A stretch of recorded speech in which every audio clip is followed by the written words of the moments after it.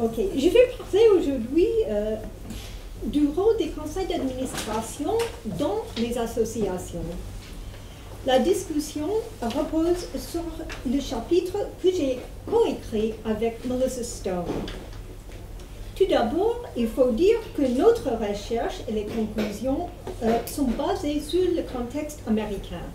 Mais je serais très intéressée par un échange avec vous sur le contexte français pour savoir s'il est semblable ou pas. Par souci de simplification, je vais utiliser les termes organisation sans but lucratif et association de façon interchangeable. Aux États-Unis, nous avons plusieurs types d'associations, ici aussi j'imagine, mais le type dont je vais parler aujourd'hui correspond aux organisations publiques de bienfaisance.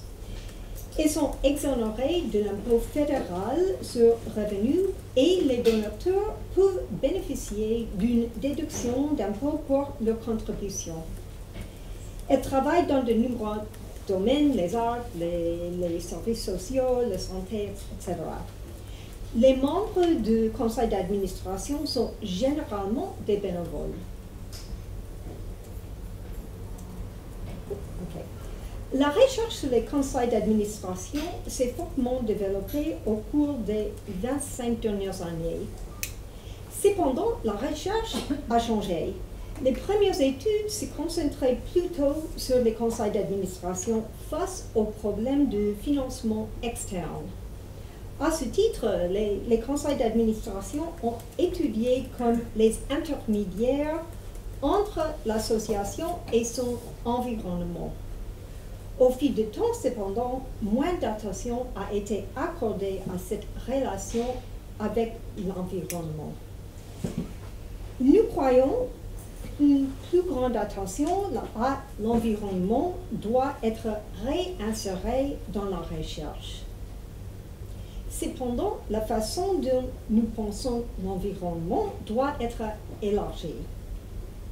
Bien sûr, l'environnement comprend le financement, mais il comprend également la politique, le droit, la communauté et les normes et les attentes sociales.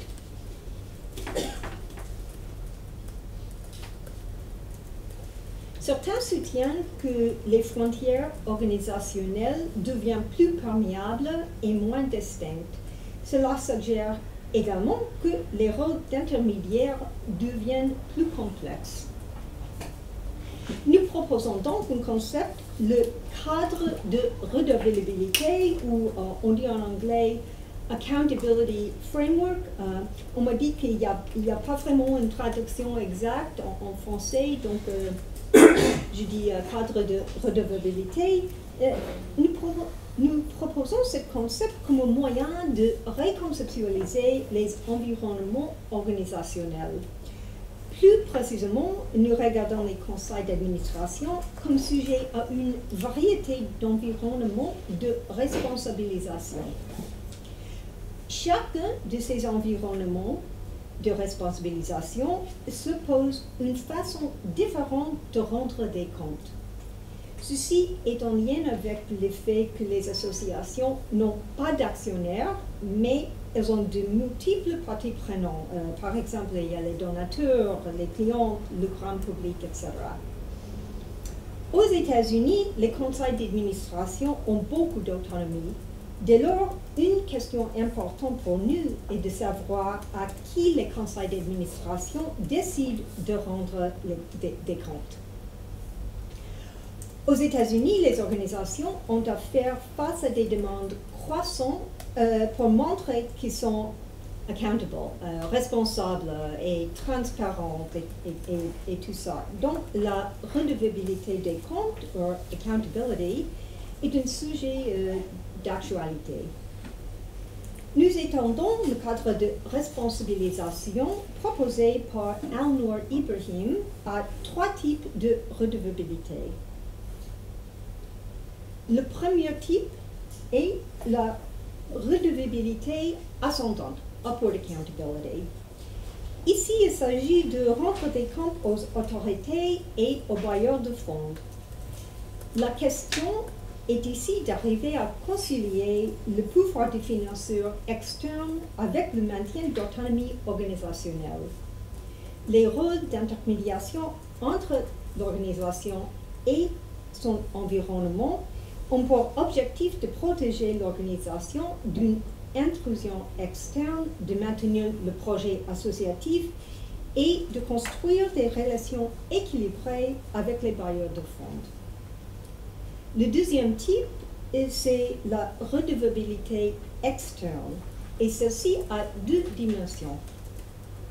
La fourniture d'informations sur la qualité du programme et des services offerts aux bénéficiaires, aux clients et aux collectivités. Il y a aussi les relations avec les associations professionnelles et les organismes d'accréditation. La responsabilité peut ainsi consister à aligner l'organisation sur les normes du secteur. Le troisième est la redevabilité interne. Cela consiste à rendre des comptes sur la mise en œuvre de missions et de projets associatifs. Il peut s'agir par exemple d'un contrôle sur le directeur général pour s'assurer que toutes les ressources sont bien utilisées au service de missions que l'association s'est donnée. Notez qu'il y a plusieurs rôles associés à chaque environnement. Un rôle peut devenir plus ou moins important selon les événements extérieurs. OK. Tel est le cadre de redevabilité que nous appliquons. Nous avons ensuite utilisé deux ensembles de données pour illustrer notre approche. Jusqu'ici, j'ai parlé des rôles que les conseils d'administration peuvent jouer. Mais nous avons examiné ces données pour demander quels sont les rôles joués par les conseils d'administration en réalité. Il faut dire que ces deux études ont été menées pour répondre à d'autres questions de recherche, mais elles nous ont fourni quelques données préliminaires pour répondre à cette question particulière. OK. On tourne maintenant aux données de recherche. Les premières données proviennent de l'étude Urban Institute National Survey of Non-Profit Governance. C'était la première étude nationale représentative de la gouvernance aux États-Unis. Elle a étudié plus que 5100 organisations. J'en ai été chercheur principal. Les deuxièmes données proviennent d'une étude de 150 charter schools dans l'État de Minnesota. Le charter school, c'est une forme d'école américaine assez compliquée. Et ceux-ci, dans cette étude, se sont intégrés en tant qu'entité sans but lucratif, mais fonctionnent comme des écoles publiques. Il faut qu'une charter school une charter, c'est une espèce de contrat qui est donné par quelqu'un qui s'appelle un authorizer, c'est-à-dire quelqu'un qui a le pouvoir de donner l'autorisation officielle, par exemple les districts scolaires locaux. Melissa Stone a été chercheure principale et malheureusement, elle n'est pas ici pour mieux expliquer qu'est-ce que c'est que le charter schools. Mais c'est assez compliqué, même pour moi, de comprendre. OK, comparons brièvement les résultats des études. Les deux enquêtes montrent que les conseils d'administration rendent le plus souvent des comptes de manière ascendante, upward accountability. Ils ont également engagé dans des rôles de redevabilité interne, inward accountability, mais ils sont moins actifs dans la reddition de comptes externes, outward accountability. Dans l'étude nationale, les deux rôles dans lesquels une majorité de conseils d'administration ont été très activement engagés étaient surveillance financière et définition de la politique organisationnelle. Aussi, parmi les organisations qui ont un dirigeant salarié, la majorité des conseils d'administration évaluent le dirigeant qui est une forme de reddition de comptes interne. mais moins d'un tiers a été très actif dans les relations avec la collectivité ou pour éduquer le public sur le projet de l'organisation, qui sont des fonds de redevabilité externe, outward accountability. Mais il y avait aussi beaucoup de variations entre les organisations. Par exemple, la taille de l'organisation est positivement corrélée avec la surveillance financière, mais négativement corrélée avec les relations communautaires. Les conclusions de l'enquête nationale soulignent également l'importance de la politique et l'environnement normatif. L'enquête posait les questions sur les pratiques liées à une loi votée par le Congrès américain qui s'appelle la loi Sarbanes-Oxley.